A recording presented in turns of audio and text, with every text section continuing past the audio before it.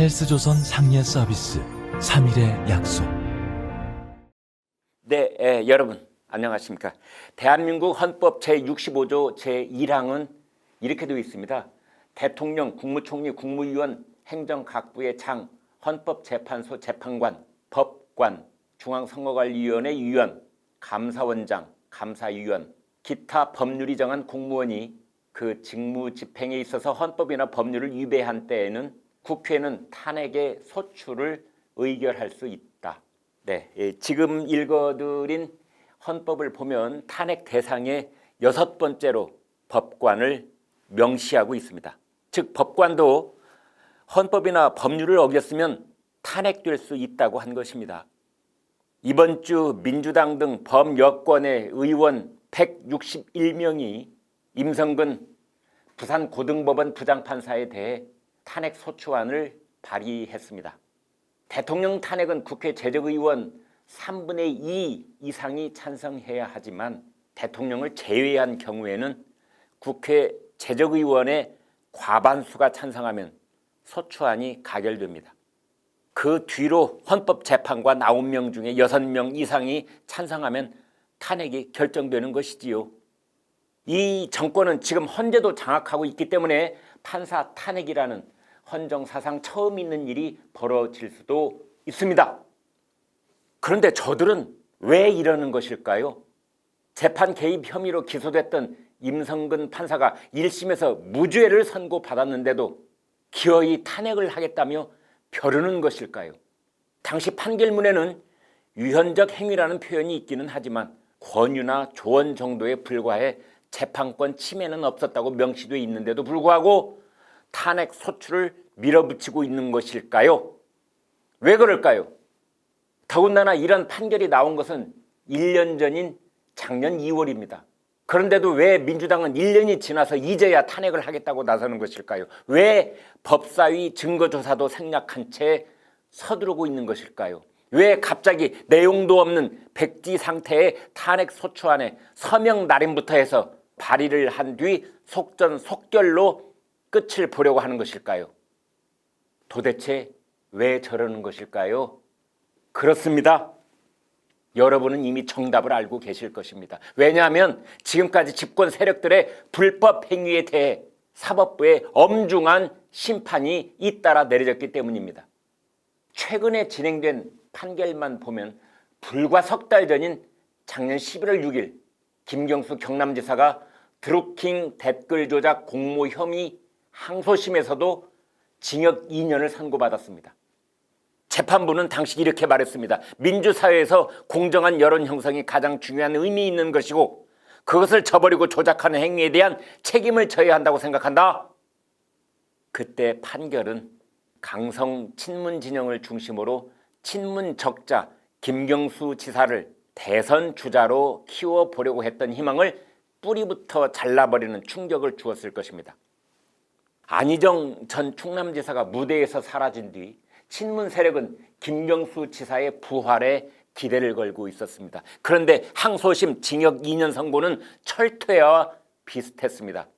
징역 2년형은 지사직 상실은 물론이고 피선거권 박탈을 의미하기 때문입니다. 김경수 지사는 대법원 최종 판결을 앞두고 있습니다. 그런데 항소심 결과가 뒤집힐 가능성이 있을까요?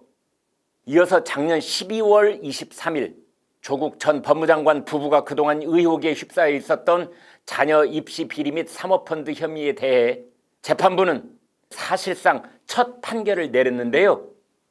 조국 전 장관의 아내 정경심 교수에게 징역 4년을 선고했습니다. 이 또한 조국 전 장관에게 마음의 빚이 있다던 문재인 대통령은 물론이고 친문 진영과 집권 세력에게 적잖은 충격을 주었을 것입니다. 최소한 집행유예 정도로 풀려나지 않을까 혹은 법정 구속만은 피할 수 있지 않을까 하는 기대를 했었는데 비교적 중형이라고 할 수 있는 징역 4년형에 그 자리에서 법정 구속을 해버린 것입니다. 이 판결은 정경심 교수 본인은 물론이니와 앞으로 조국 전 장관의 재판에도 상당한 영향을 미칠 것으로 보입니다.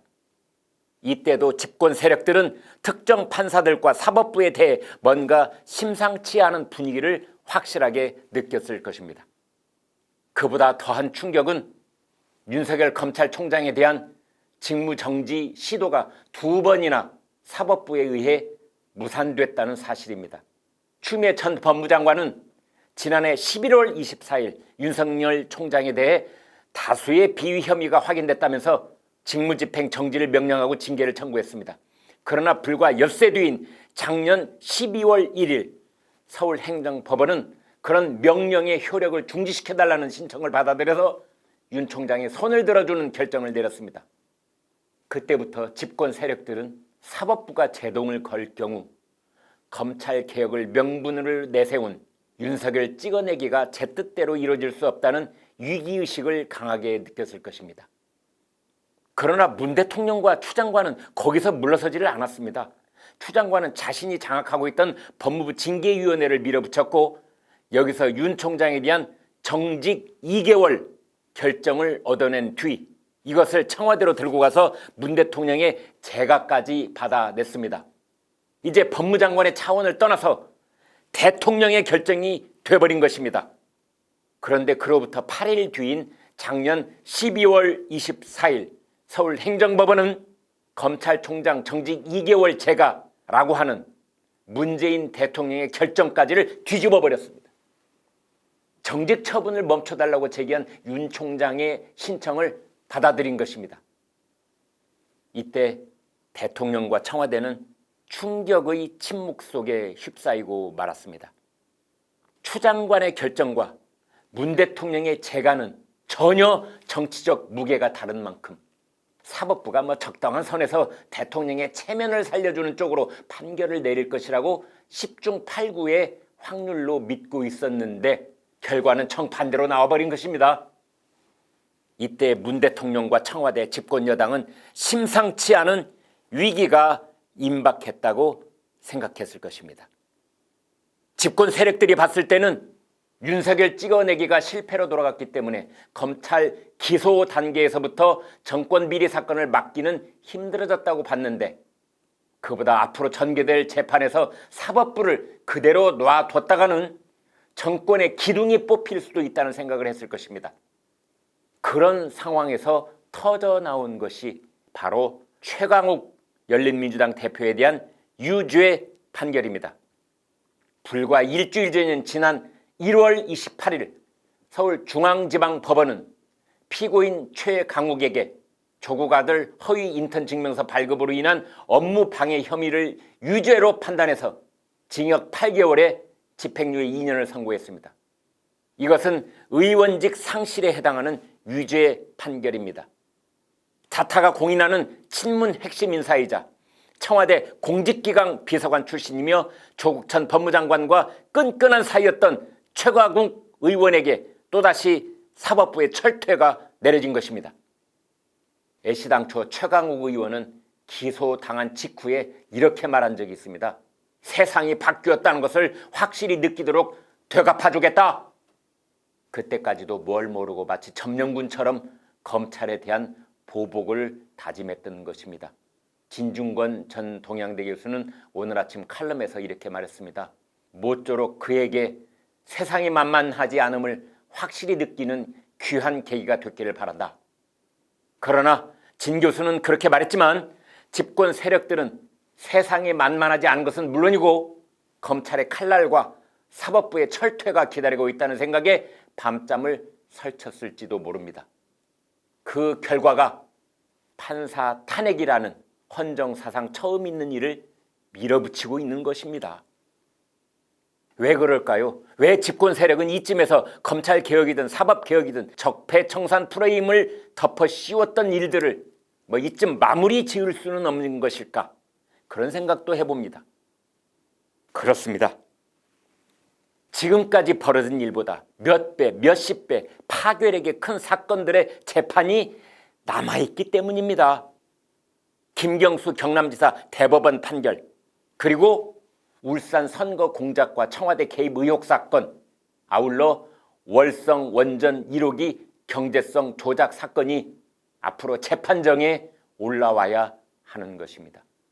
이 사건들은 조국 사건이나 최강욱 사건과는 비교도 할 수 없을 만큼 광범위하게 정권의 최고 수뇌부가 관련돼 있기 때문입니다.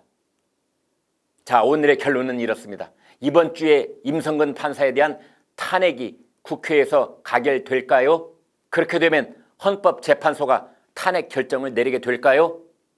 그렇게 되면 과연 우리 사법부에 확실한 재갈을 물리는 효과를 낳게 될까요? 이른바 선출된 권력의 오만방자함 앞에 선출되지 않은 사법부가 무릎을 꿇게 될까요? 집권 민주당이 임성근 판사를 탄핵시키는 데 성공하면 그것이 4월 7일 서울시장, 부산시장 보궐선거에 어떤 영향을 미치게 될까요? 유권자들이 환호할까요? 아니면 엄청난 역풍을 몰고 오게 될까요? 여러분 생각이 궁금합니다.